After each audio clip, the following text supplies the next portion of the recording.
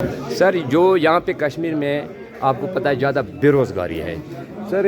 यहाँ पे वो नदी नालों में लोग बाजरी निकालते थे, रेत निकालते थे, और ये कानकनी का मामला था, वहाँ पे पत्थर मतलब एक जगह दूसरी पे बेचते, अपने रोज़गार तो कमाते हैं, 100-500 दिन में कमाते हैं, वो ख़त्म है, वो गवर्नमेंट ने बंद किया। उस बारे में सर कुछ राहत मिलना चाहिए लोगों को। बिल्कुल आपको राहत मिलेगी। हम चाहते हैं कि जो हमारे नौजवान जो दर दर हो रहे हैं, जिनको रोज़गार नहीं मिल रहा, बहुत सारा जो यहाँ माइनिंग का काम चलता था, तो हम चाहते हैं कि जो माइनिंग आपने एक ही हाथ में दे दी हुई है, तो गरीब लोगों को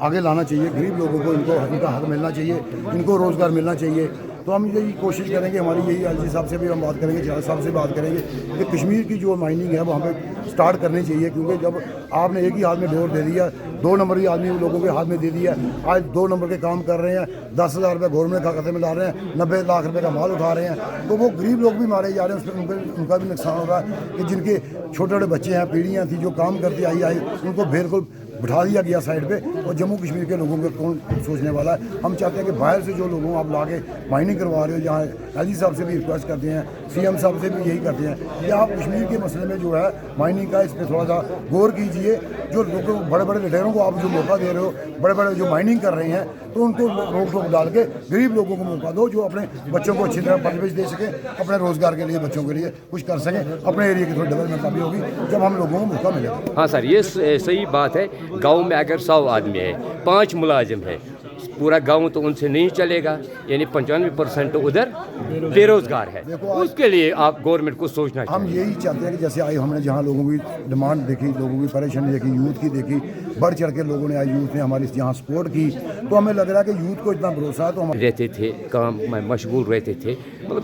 फिर जब कोई काम ही नहीं रहा है, ये तो ड्रग्स में मुलवस हो गए लोग, ये सोचना को मतलब खुद जिसमें ये हमको बोल रहे हैं कि पूरे हिंदुस्तान में प्रॉब्लम है नौजवान यूथ की, जो रोज़गार नहीं मिल रहा है, जैसे हमारी स्टेट टूट गई है, यहाँ पे कोई नौकरी का साधन नहीं रहा है, कुछ नहीं रहा है, तो हम चीज़ों पे हम समझते हैं, इस चीज़ को हम मानते नहीं हैं कि कुछ। सर अब हमें पता है ये गवर्नमेंट का, जंगल गवर्नमेंट का होता है, नदी नाले गवर्नमेंट का, लीज पर देख सकते हैं, ये बिल्कुल देखेंगे, मतलब बिल्कुल देना चाहिए, लीगल तरीके से, मतलब बोलना छोड़ा लीगल तरीके से मिलना चाहिए लोगों को, थोड़ा सा पार देना चाहिए, जिनका रोज़गार चल सके। कुछ अपने एरिया हैं, बहुत से बड़े बड़े गाँव हैं जहाँ गाँव में बहुत से बेरोजगार लोग नौजवान बैठे हैं, हम चाहते हैं कि थोड़ा थोड़ा एरिया जो सबको हिस्सेदारी। सर कशर पे तुम पता ये खान मामल रोत बार बार ये नदी नालों हूँ, यानी अगर रियल्टी लीगल पे करो मजूर ज्यादा, अगर मुलाजिम 10 गामस में 10 नफर बेकार, मुलाजिमो 10 सत चल कार, नाल वगैरह कानकनी मामल माइनिंग पे माइनिंग मसल बोड़ बार मसल, यथ मज पता आसो कि डिप्टी चीफ मिनिस्टर NCU तम कोर ऑर्डर यह करो सा माइनिंग बंद। उनने लोगों को पहले जब इलेक्शन था बोला कि मैं माइनिंग छोड़ दूंगा, जब उसने जीता उसने बोला माइनिंग पूरे उस पर बैन लगाओ। ये हमारी गलती नहीं है, ये उस सरकार की गलती है जिनको पद दिया गया है, हम ही लोगों ने उनको बनाया